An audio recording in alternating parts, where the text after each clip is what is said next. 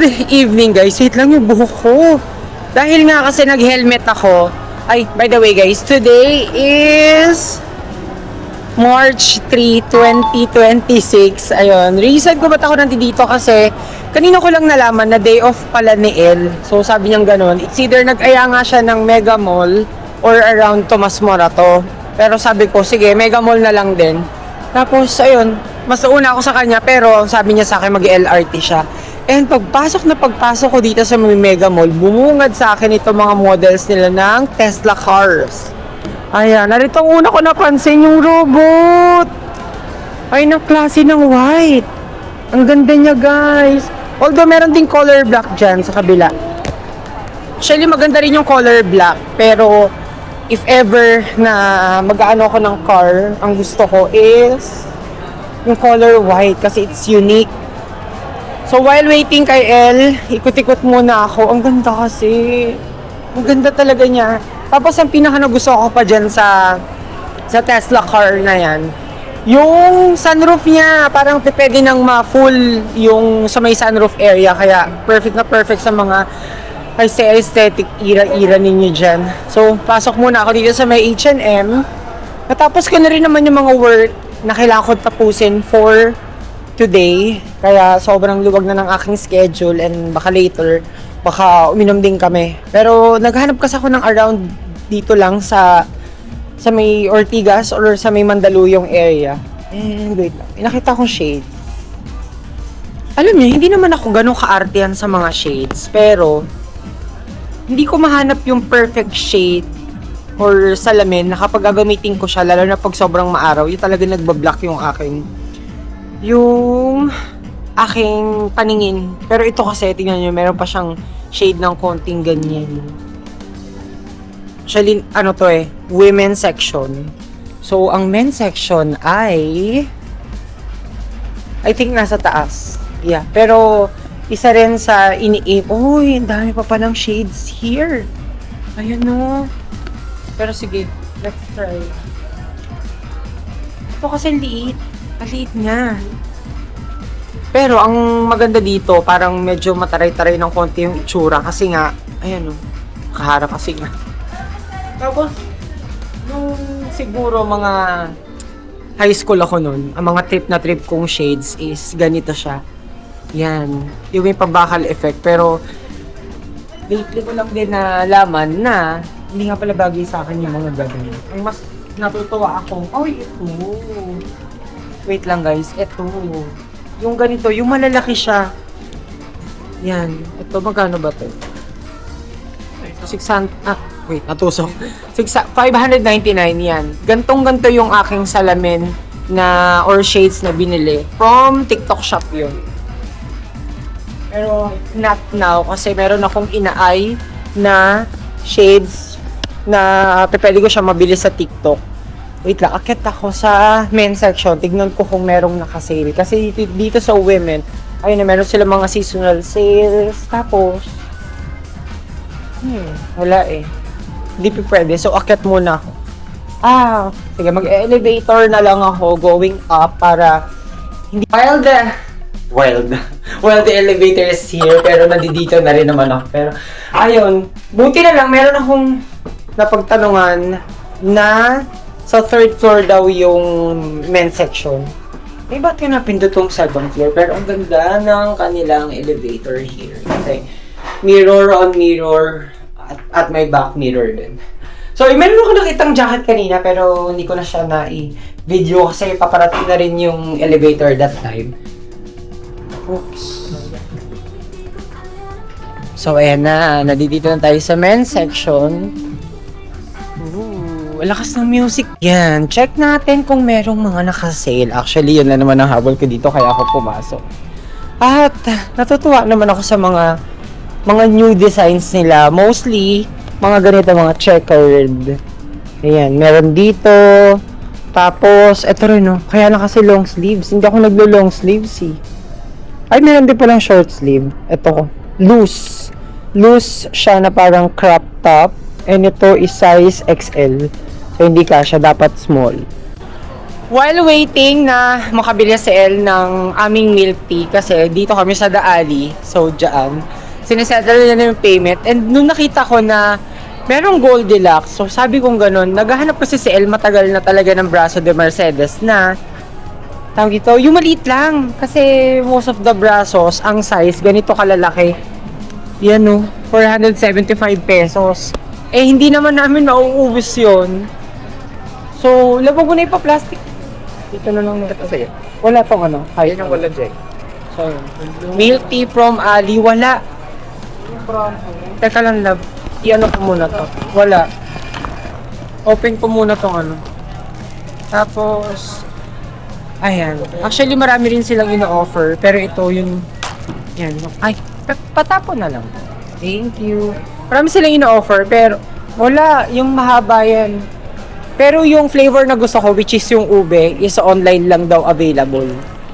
At, kanina, nagtatanong si El kung pwedeng bawasan yung sugar level.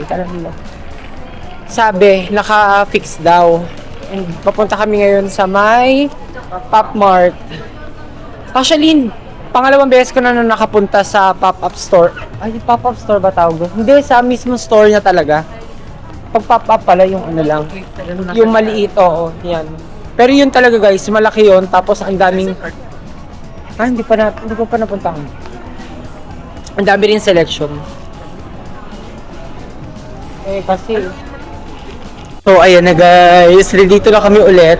Or dito na kami sa loob ng Pop Mart. At ang cute ng labubu. Oh. 11,000. Tapos ito. Ito 4,400 lang. Love, 4,400 lang to. Oh. Tapos meron din sila mga blind boxes. Ito, 1,400. Tapos, ito, meron sila mga charms dito. Oh, ayan, ang cute. Tapos, yung ganito, yung size na maliit is 3,600. Basta guys, ang dami talaga. Noong unang beses kong nakapunta dito, nagtanong ako kung meron silang Plants vs. Zombies. Sabi wala daw. Pero yun, sobra ako natutuwa. Tapos, tignan natin tong Cry Baby. Kasi meron din sila mga Cry Babies dito. Yan. Ito may tumbler pa sila. Yung tumbler, di ko alam kung magkano eh. Pero ito, 1,150.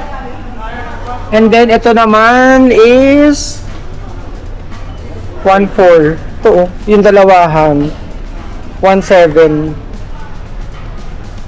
Basta ito mga... Ito, ang tawag dito, parang lalagyan ata siya ng ID. Tapos itong cute, so mga mahilig sa Cry Babies dyan, ayan.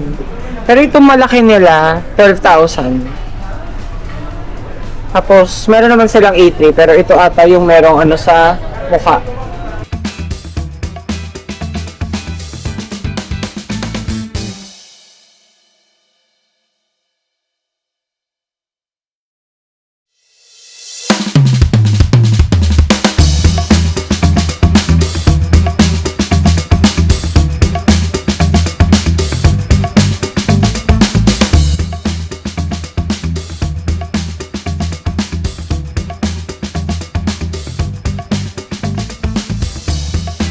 Naman guys, yung mga Powerpuff Girls. Ayan, magkano?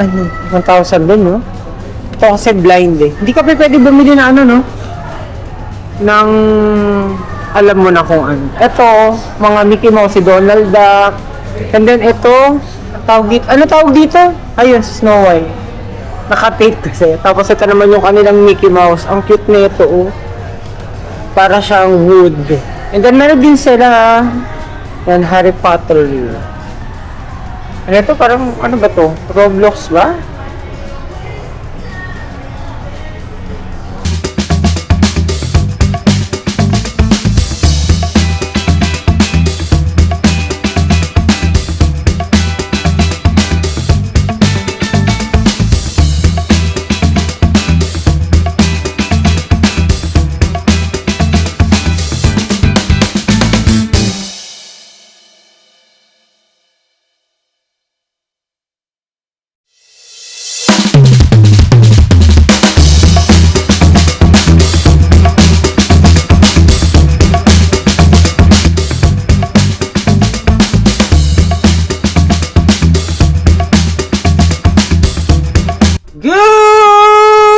morning, guys! So, ang aga ko nagising, for some reason, siguro kahit na nakatake ako ng aking melatonin gummies, ay yan na naman ho, ang day-to-day scenario ko every time na magba-vlog. Pero, ayun, kung mapapansin nyo naman sa aking face na medyo kulang pa ako sa tulog. And, ayun, since maaga nga ako nagising, so let's unbox itong another parcels na dumating sa akin. Actually, yung incenso na in-order ko from TikTok shop, kahapon dumating siya. Pero since malaki nga yung packaging niya, so alam ko na dapat kung ano yung laman and alam ko na kung ano yung, kung ilang peraso. Pero nung nakita ko, sabi ko, dalawa po yung in-order ko, nag-message naman ako. Pero hindi ako nag-post ng review. Kasi syempre, hindi ko alam kung madedelete ko pa yon kapag nag-post ako ng review dun sa seller. Kaya ang ginawa ko, as a sign of respect, minessage ko na lang sila directly. And so far, ginawa naman nila ng... Ginawa na wait lang. Kasi, nagpa-plan kami ng swimming by April 4 and April 5. Tapos, meron kaming swimming na magbabarkada, which is doon naman is April 3 hanggang April 4. So, tumbukan na to ng mga summer getaways. Pero, yun, going back, isa lang kasi yung pinadala sa akin na package ng incenso.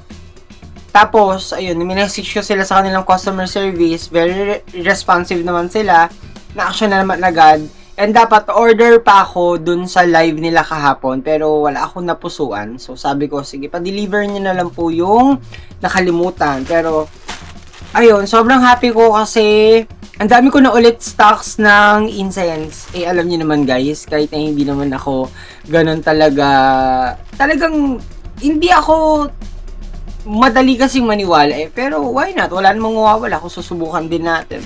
Pero yan. Open ko na to.